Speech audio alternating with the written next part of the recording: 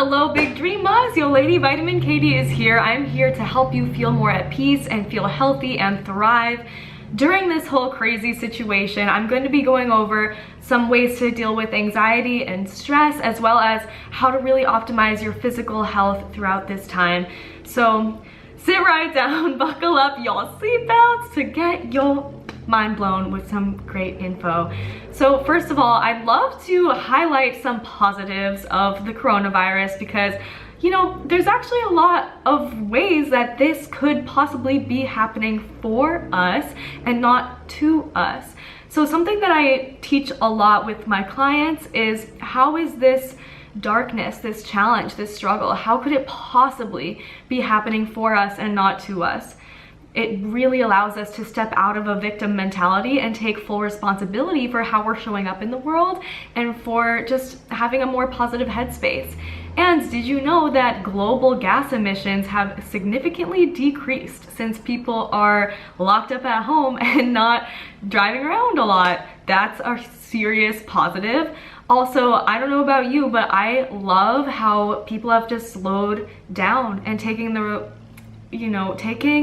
opportunity to rest and rejuvenate and inquire internally, what are our dreams? What are our, what do we do when we're stuck at home? We write, we read books, like really creating a leveled up versions of ourselves by tuning in to how we're really feeling. I feel like this is so beautiful to have this opportunity.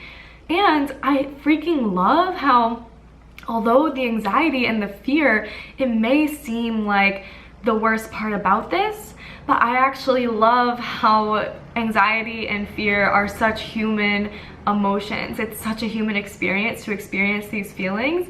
And this isn't just Americans or Chinese people or Mexicans. This is truly the whole world, and we're all in this together. So this breaks down the boundaries of countries or races or religions, and it's like, no, we're all human and we're all feeling this together. And I think that is so happening for us to remember, to come from that perspective that, wow, you know, my neighbor is also human and I love them, you know, my neighbor in my country, whatever it is. So I think it's truly bringing us together in a really beautiful way. And although it's, of course, not something that I want to celebrate, like, yay, coronavirus, like, that's not what I'm saying, but I do think that it's important to notice where in our lives are we having a running list going of all the negatives without seeing, okay, how is this possibly happening for us? So let's always start with that, thinking of how can we acknowledge ourselves, how can we be proud of ourselves, how can we focus on the positive. And with that, I do want to touch a little bit upon something else that I talk with my clients a lot about, which is, are you living out of fear, and how is this fear serving you? So a lot of people, they are consistently worrying, or for me personally, I was thinking that I would never get anything done, or I wasn't good enough unless I was really stressed out. Do you relate to this? If you relate to this at all, please comment, please send me a message on Instagram. Like, yes, I know that feeling where you feel like if you're not stressed out, are you really gonna do a good job? Is that good enough? Are you good enough if you're not stressed out? It's the same thing with fear. Like, we think we need to be afraid to protect ourselves. We're like, oh my gosh, if I'm not afraid, then something bad is probably gonna happen to me. I need to be afraid. I need to have my guard up. Is this the truth? Is it true that your fear is serving you? So what I've been doing with this, because, you know, to be honest, I really do want to be somebody who is consistently 100% zen all the time and calm and just peaceful all the time. And I want to be somebody who's positive all the time as well. But scrolling through Instagram or just opening up your computer, we're all bombarded with this anxiety, with this news, and I've noticed myself feeling fear and feeling anxiety around this situation. And I was like, wow, I felt my heart start racing. I really felt it. I felt this anxiety come on. And the number one thing that I do, of course, is breath work. Like, if you have not tried or heard of the Wim Hof breath work method, it's just breathing in as fast as you can and as hard as you can, and then breathing out that helps me so much. Oh my gosh, just taking a deep breath has been shown to significantly decrease our stress hormones and normalize our blood pressure, and yeah, really improve digestion, and overall just it really helps with anxiety. So first of all, taking a breath, but second of all, I've stopped beating myself up for having negative emotions. I used to stuff my negative emotions down and say, Katie, like, stop being negative, stop having anxiety, stop having fear, stop feeling depressed. That's not okay. You're supposed to be positive. You need to be positive right now. Like, be positive. And I wouldn't let myself feel that way, and I would beat myself up. Like, Katie, what the hell is wrong with you? Like, why are you so negative right now? Like, your life is great. Stop being negative. You know, like, it's like I would get mad at myself if I spent an instant outside of gratitude. I would get mad at myself. So for those of you listening right now, first of all, the first step I would love for you to recognize is, oh my gosh, what is my fear serving me? What is it that you wanted to do that you were too afraid to do? And did that fear really help you in this situation, or did it hold you back to do something that you really wanted to do? Was it helpful or was it harmful? And most of the time, our fear is not real. So what I did in this situation, I was like, do I really need to feel fear right now? Is that really how I need to feel in this situation? And then I realized, like, wow, I actually don't need to be afraid, to feel fear and to be afraid.